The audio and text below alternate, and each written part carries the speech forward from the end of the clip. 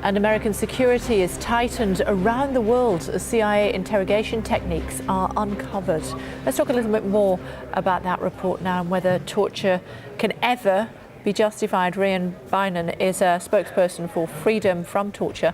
Bob Ayres is a former intelligence officer and international security expert. Thank you both for joining us here on Sky News this afternoon. Rhian, to you first of all, presumably you would say that torture can never be justified.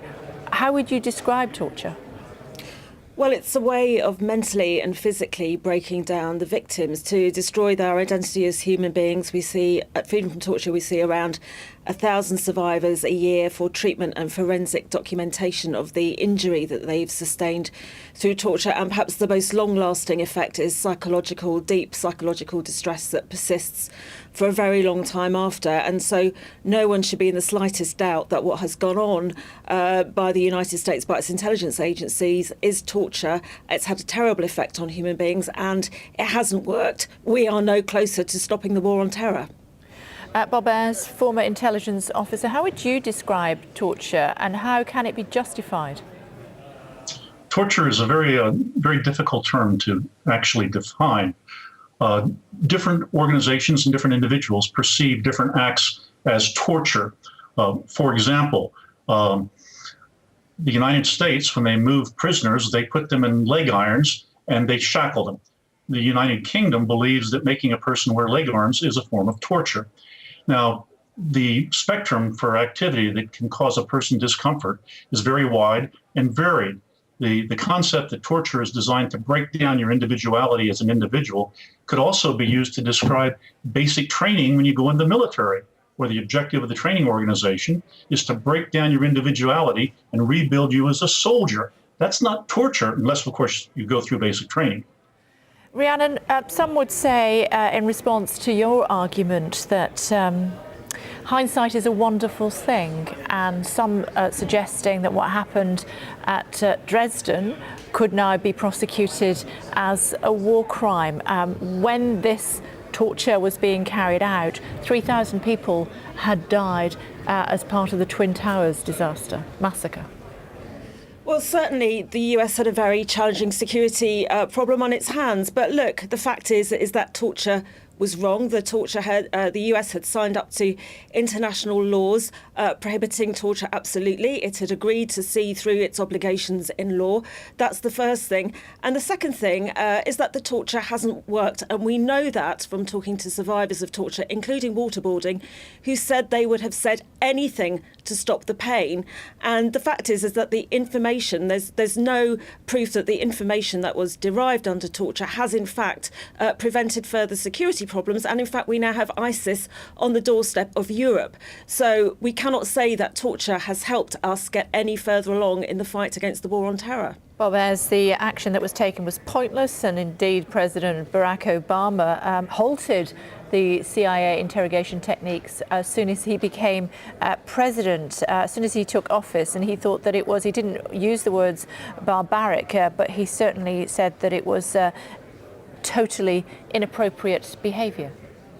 Yes, inappropriate is pretty mildly. Yeah, let me just put that to Bob. Sure.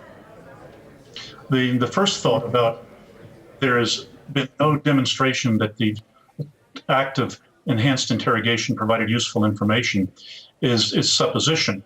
What we're hearing as an argument is something that says the absence of proof that it was valuable means there is no proof that it was not done or it wasn't done.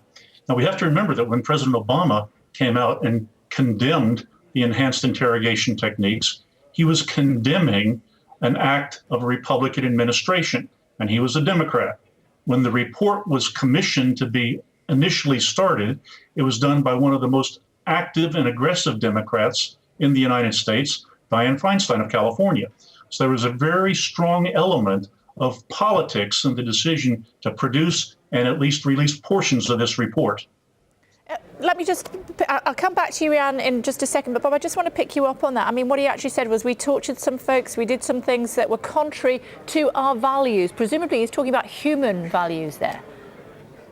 I'm sure he was probably trying to talk about American values. But what's very interesting is that by saying that we tortured someone, he was in effect saying that the presidential finding that George Bush signed was illegal and George Bush was behaving in a criminal manner because torture would be a crime. So what we have is the American president accusing a previous president of breaking the law and being a criminal. That's a very political statement. Rhian, do you accept that?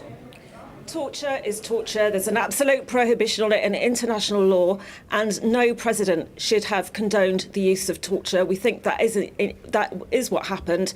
That was totally wrong, and no one should be any under illusions that the deep damage that has done to very many human beings, and it has not won the war on terror for us. Bob, I suppose one of the other questions is, did the White House know what was going on at the time? And presumably, we'll find out in more detail at 4 o'clock or thereabouts here in London time, but presumably the answer is yes, they did. Well, there's an element in the relationship between any intelligence organization and the government of the state that they actually are working for. We know what intelligence organizations do for a living. They go off and they conduct covert actions and they collect information. And the way they collect information and the conduct of those covert actions in the country where these take place are illegal. And we expect our intelligence organizations to lie, to cheat, to steal, to blackmail, and to sometimes murder for the national good.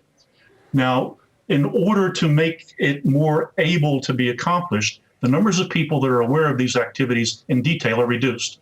The command authority, in this case, the President of the United States, gave the general guidance for what they did, and then he stepped back and the intelligence organization tried to provide a shield between their actions and the president.